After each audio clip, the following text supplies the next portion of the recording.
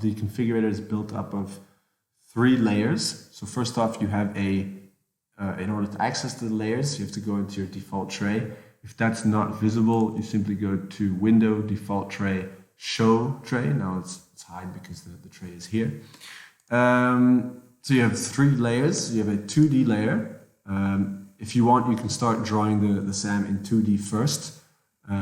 There is a 3D element attached to each 2D element.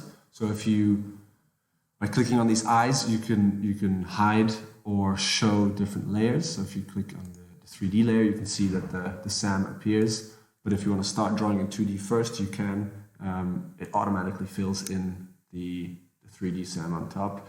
And as a last layer, to help you draw in 3D, you have the positioning tiles. So these tiles have been placed here so that you can very quickly and easily attach a cabinet next to another cabinet.